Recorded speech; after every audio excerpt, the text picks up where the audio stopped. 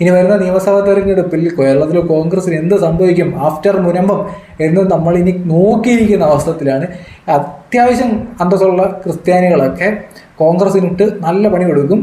ഇപ്പോഴും ബോധമില്ലാത്ത ആൾക്കാരെ ഇനി കോൺഗ്രസിന് വോട്ട് കൊടുക്കൂ എന്ന് 101% എനിക്ക് ഉറപ്പിട്ട്. ഇതിനകത്ത് കോമഡി ഈ മുരളീധരൻ്റെ ഈ ഡയലോഗ് കേട്ടപ്പോൾ ഇപ്പോൾ എനിക്ക് പെട്ടെന്ന് ഓർമ്മ വന്നതാണ്. ഞാൻ സോഷ്യൽ മീഡിയ നോക്കിയപ്പോൾ ഒരു സ്റ്റേറ്റ്മെൻറ്റ് കണ്ടു. സംഭവം വന്നിരിക്കുന്നത് മുരളീധരൻ്റെയാണ്, നമ്മുടെ കരുണാകരൻ്റെ മകനായിട്ടുള്ള മുരളീധരൻ്റെ ഒരു സ്റ്റേറ്റ്മെൻറ്റാണ് വന്നിരിക്കുന്നത്. സുരേഷ് ഗോപി ഇപ്പോഴും ഒരു രാഷ്ട്രീയക്കാരനാവുന്നില്ല എന്നുള്ള രീതിയിലൊരു സ്റ്റേറ്റ്മെൻറ്റാണ് പറഞ്ഞത്. ഈ മീഡിയയുമായി ബന്ധപ്പെട്ടുള്ള വിഷയങ്ങളെ പറ്റിയൊക്കെയാണ് സംസാരിക്കുന്നത്. പല ആൾക്കാർക്കും സുരേഷ് ഗോപിയുടെ സ്വഭാവത്തെപ്പറ്റിയും അല്ലെന്നുണ്ടെങ്കിൽ പ്രവൃത്തിയെ പറ്റിയൊക്കെ പലതരത്തിലുള്ള അഭിപ്രായമൊക്കെ കാണും, അഭിപ്രായ വ്യത്യാസവും കാണും. എന്നാലും നിങ്ങളുടെ അഭിപ്രായം കമൻറ്റ് ചെയ്യുക. നിങ്ങൾക്ക് സുരേഷ് ഗോപിയാണോ ഇഷ്ടം അല്ലെന്നുണ്ടെങ്കിൽ മുരളീധരനെയാണോ ഇഷ്ടം എന്നുള്ള രീതിയിൽ നിങ്ങൾ കമൻറ്റ് ചെയ്യുക. ഇനി ഇലക്ഷൻ കമ്മീഷൻ്റെ വെബ്സൈറ്റിലേക്ക് പോയി കഴിഞ്ഞാൽ ഒരു കോമഡി കാണാൻ പറ്റും.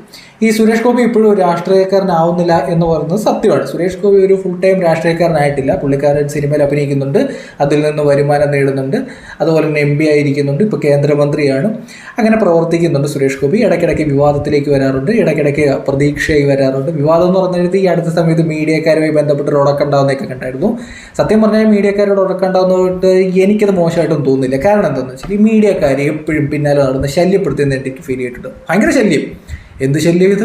ഒരാളുടെ പിന്നാലെ കുറേ കമ്പും കോലുമായിട്ട് അങ്ങ് നടക്കുകയാണ്. ഇനിയിപ്പോൾ ഈ കാലത്ത് ഈ മീഡിയക്കാരെ കൂടുതൽ ആശ്രയിക്കേണ്ട കാര്യം നമുക്ക് ആർക്കുമില്ല. നമുക്ക് എന്തെങ്കിലും ആവശ്യമുണ്ടോ? ഇല്ല. നമുക്കിപ്പം സുരേഷ് ഗോപിയുടെ സോഷ്യൽ മീഡിയ പ്ലാറ്റ്ഫോം ഉണ്ട്, അതുമായി ബന്ധപ്പെട്ട് അപ്ഡേറ്റ് ചെയ്യാൻ പറ്റും. നമുക്കറിയാൻ അറിയാൻ പറ്റും. പണ്ട് ഈ അച്ചടി പേപ്പറൊക്കെ ഉള്ള സമയത്തായിരുന്നു ഈ വിഷ്വൽ മീഡിയയ്ക്കൊക്കെ ഭയങ്കര സാധ്യത എന്ന് പറയുന്നത്. ഇവർ ജനങ്ങളുടെ ശബ്ദമായിരുന്നു എന്നൊക്കെ. ഇതൊക്കെ മാറി. ഇപ്പം സോഷ്യൽ മീഡിയ ഉണ്ട്. സുരേഷ് ഗോപി ഒരു പോസ്റ്റ് ഇട്ടാൽ ഒരു ലൈവ് ഇട്ടാൽ നമുക്ക് വീട്ടിൽ ഇരുന്ന് കാണാം, നമ്മുടെ ഫോണിൽ ഇരുന്ന് കാണാം, നമുക്ക് നമ്മുടെ അഭിപ്രായം രേഖപ്പെടുത്താം അവരുടെ കമൻറ്റ് ബോക്സിൽ. സുരേഷ് ഗോപി എന്തായാലും കമൻറ്റ് ബോക്സ് ഒന്നും പൂട്ടി വെച്ചിട്ടൊന്നുമില്ല, നമുക്ക് അഭിപ്രായം രേഖപ്പെടുത്താം. അതുപോലെ ഒഫീഷ്യലായിട്ട് നമുക്ക് അഭിപ്രായങ്ങൾ അറിയുന്ന എന്തെല്ലാം വഴികളുണ്ട്. ആ കാലത്താണ് നമ്മൾ ജീവിക്കുന്നത് എന്നുകൂടി നമ്മൾ ആലോചിക്കുക. എന്തായാലും സുരേഷ് ഗോപി രാഷ്ട്രീയക്കാരനല്ല എന്നുള്ള രീതിയിൽ സുരേഷ് ഗോപിയൊക്കെ ആക്ഷേപിക്കാൻ പറ്റുന്നതിൻ്റെ അപ്പുറമൊക്കെ നമ്മുടെ കേരളത്തിലുള്ള രാഷ്ട്രീയക്കാരൊക്കെ ആക്ഷേപിക്കാൻ നോക്കിയിട്ടുണ്ട്. എന്നിട്ട് എന്ത് സംഭവിച്ചു എന്നുള്ളതാണ് നമ്മുടെ വീഡിയോയ്ക്കകത്ത് പറയാൻ പോകുന്നത്. ഈ പറഞ്ഞ മുരളീധരനും സുരേഷ് ഗോപിയും കൂടെ തൃശ്ശൂർ ഒരു ഇലക്ഷന് മത്സരിച്ചിട്ടുണ്ടായിരുന്നു.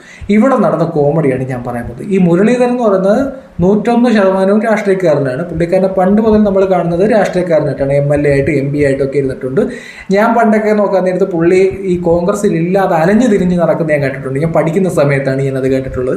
അതിനുശേഷം പുള്ളി കോൺഗ്രസ് വരുന്നു, MLA ഒക്കെ ആവുന്നു, MP ഒക്കെ ആവുന്നതൊക്കെ നമ്മൾ കണ്ടു. ഇതിനു മുമ്പ് അലഞ്ഞു തിരിഞ്ഞൊരു കാലം ഉണ്ടായിരുന്നു. സ്വന്തം അച്ഛനും, അതായത് മുൻ മുഖ്യമന്ത്രിയും മകനും കേരളത്തിൽ അലഞ്ഞു തിരിഞ്ഞ ഒരു കാലം. അതായത് കോൺഗ്രസ് എന്ന് പറഞ്ഞാൽ കരുണാകരനായിരുന്നു. കോൺഗ്രസിൽ നിന്ന് കരുണാകരൻ പുറത്തേക്ക് പോയപ്പോഴത്തേന് പുള്ളി ഒന്നും അല്ലാതായി പോകുന്നതൊക്കെ നമ്മൾ ചരിത്രമാണ് ഞാൻ പറഞ്ഞത്, ഇതൊക്കെ നമ്മൾ കണ്ടിട്ടുണ്ട്.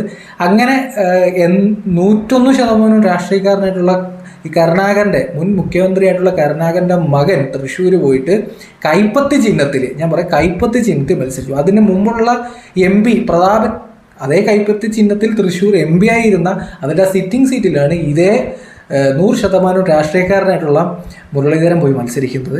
84,214 വോട്ടിനാണ് സുരേഷ് ഗോപിയുടെ തോക്കുന്നത്. മനസ്സിലായില്ലേ? ഇപ്പം നമ്മുടെ നാട്ടിൽ 101% രാഷ്ട്രീയക്കാരനായിട്ടുള്ള ആൾക്കാരൊന്നും ആർക്കും വേണ്ട.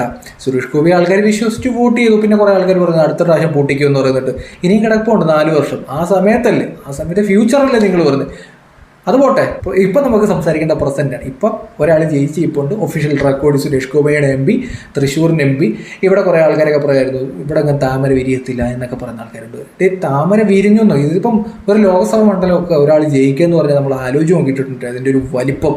ഇവിടെ സുരേഷ് ഗോപിയൊക്കെ കളിയാക്കുന്നതിന് പരിധി വല്ല ഉണ്ടായിരുന്നു. ഇവിടെ എന്തെല്ലാം തരത്തിലുള്ള കളിയാക്കലായിരുന്നു. ഇവിടെ സിനിമാ നടിമാർ കളിയാക്കുന്നു, പ്രതിപക്ഷത്തുള്ള ആൾക്കാർ കളിക്കുന്നു, ഭരണപക്ഷത്തുള്ള ആൾക്കാർ കളിക്കുന്നു, കൂടെ വർക്ക് ചെയ്തിട്ടുള്ള ആൾക്കാർ കളിയാക്കുന്നു. അങ്ങനെ പല തരത്തിലുള്ള കളിയാക്കലും പരിപാടി എല്ലാം കഴിഞ്ഞിട്ട് പുള്ളിക്കാരൻ തൃശ്ശൂർ അങ്ങ് എടുത്തു. 74,000 വോട്ടിൻ്റെ ഭൂരിപക്ഷത്തിൽ. ഈ മുരളീധരൻ ഈ രാഷ്ട്രീയക്കാരനല്ലെന്ന് പറഞ്ഞില്ലേ സുരേഷ് ഗോപി രാഷ്ട്രീയക്കാരനൊന്നുമല്ല. വെറും തറപ്പരിപാടിയൊന്നും എവിടെയും കാണിക്കാനേ നിന്നിട്ടില്ല. ഈ വഖഫിൻ്റെ ഭേദഗതി ബില്ലിൻ്റെ കാര്യത്തിൽ ഒറ്റൊരാൾ സുരേഷ് ഗോപി മാത്രമേ ഉള്ളൂ മനുഷ്യൻ്റെ പക്ഷത്ത് നിന്ന്. ബാക്കി എല്ലാവരും ആരുടെ പക്ഷത്താണ് നിന്ന് നമ്മളെല്ലാവരും കണ്ടതാണ്, മലയാളികളെല്ലാം കണ്ടിട്ടുണ്ട്. ഇതെല്ലാം നമ്മളെല്ലാം കണ്ടുകൊണ്ടിരിക്കുകയാണ്. ഈ സ്റ്റേറ്റ്മെൻറ്റ് കണ്ടപ്പോൾ ഞാൻ ജസ്റ്റ് ഒന്ന് തുറന്ന് കാണിക്കണമെന്ന് വിചാരിച്ചെന്നറിയാം. ജനങ്ങൾ കൊടുത്ത അംഗീകാരമാണ് ഞാൻ ഈ തുറന്ന് കാണിക്കുന്നത്. ഇത് ഒഫീഷ്യൽ ഡോക്യുമെൻ്റാണ്. നിങ്ങൾക്ക് ഇലക്ഷൻ കമ്മീഷൻ്റെ വെബ്സൈറ്റിൽ പോയി നോക്കിക്കഴിഞ്ഞാൽ മനസ്സിലാവും. ഈ കൊലകൊമ്പന്മാരാണ് തൃശ്ശൂർ മത്സരിച്ചെന്നുള്ളതാണ്. സുരേഷ് ഗോപി, അതുപോലെ തന്നെ അഡ്വക്കേറ്റ് സുനിൽ കുമാർ, തൃശ്ശൂരിൻ്റെ സുനിലേട്ടൻ, മുൻ മന്ത്രിയായിരുന്നു പുള്ളിക്കാരൻ, LDFൻ്റെ ശക്തൻ.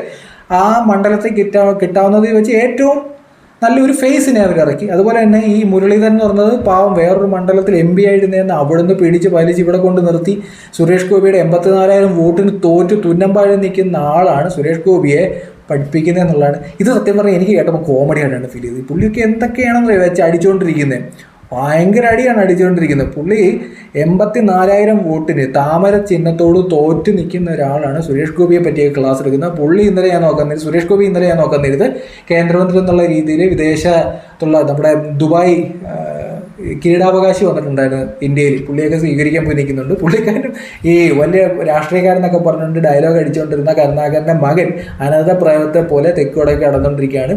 ഇനി വരുന്ന നിയമസഭാ തെരഞ്ഞെടുപ്പിൽ കേരളത്തിൽ കോൺഗ്രസിന് എന്ത് സംഭവിക്കും ആഫ്റ്റർ മുനമ്പം എന്ന് നമ്മൾ ഇനി നോക്കിയിരിക്കുന്ന അവസരത്തിലാണ്. അത്യാവശ്യം അന്തസ്സുള്ള ക്രിസ്ത്യാനികളൊക്കെ കോൺഗ്രസിനിട്ട് നല്ല പണി കൊടുക്കും.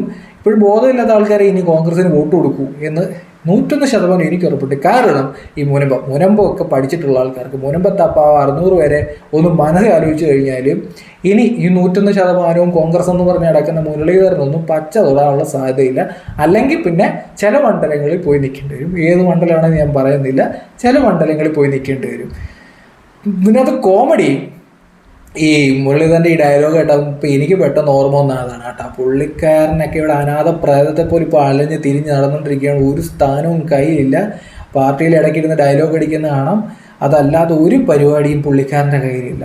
സുരേഷ് ഗോപി കേന്ദ്രമന്ത്രി ഇതിനകത്ത് ഞാൻ പറയുന്നില്ലേ, ഞാൻ നേരത്തെ ഒരു വീഡിയോക്കകത്ത് പറഞ്ഞിട്ടുണ്ട്, നിങ്ങൾ കണ്ടിട്ടുണ്ടെങ്കിൽ മനസ്സിലാവും. അടുത്ത കാലത്ത് കേരളത്തിൽ സുരേഷ് ഗോപിയുടെ അത്രയും ഹീറോയിസം ഒരു വ്യക്തിയും തെരഞ്ഞെടുപ്പ് രാഷ്ട്രീയത്തിൽ കാണിച്ചിട്ടില്ല. കളിയാക്കി കൂവി തോപ്പിച്ചെടുത്തുനിന്ന് 1-2 പ്രാവശ്യം തോറ്റു നിന്നെടുത്തു. മൂന്നാമത്തെ പ്രാവശ്യം BJPക്ക് അഡ്രസ്സ് ഇല്ലാതെ, BJPക്ക് ബേസിക് ആയിട്ട് 1 ലക്ഷം വോട്ടിൻ്റെ അഡ്രസ്സേ ഉള്ളായിരുന്നു തൃശ്ശൂർ. ഗോപിക്ക് കിട്ടുന്നത് 4,12,000 വോട്ടാണ്. 1,00,000 നിന്ന് 4,12,000, അതായത് 3,12,000 വോട്ട് 2 തെരഞ്ഞെടുപ്പിന് ശേഷം 5 വർഷങ്ങൾക്ക് ശേഷം നേടിയെടുത്ത വ്യക്തിയുടെ പേരാണ് സുരേഷ് ഗോപി. ഭയങ്കര വ്യത്യാസമല്ലേ? ഇതൊക്കെയല്ലേ ഹീറോയിസം. അപ്പോൾ ആദ്യമായിട്ട് നമ്മുടെ പേജ് കാണുന്നത്, കുറേ ആൾക്കാർ നമ്മുടെ പേജ് കാണുന്നുണ്ട്, കമൻറ്റ് ചെയ്യുന്നുണ്ട്. പക്ഷെ ചില ആൾക്കാരെങ്കിലും സബ്സ്ക്രൈബ് ചെയ്യാൻ മറന്നു പോകുന്നുണ്ട്. നമ്മുടെ പേജ് ഒന്ന് സപ്പോർട്ട് ചെയ്യും. നിങ്ങൾ ആ ബെൽ ബട്ടനൊക്കെ ഒന്ന് അമർത്തി, മറന്നു പോകാതെ ജസ്റ്റ് ഒന്ന് അമർത്തി സപ്പോർട്ട് ചെയ്യുക. Thank you.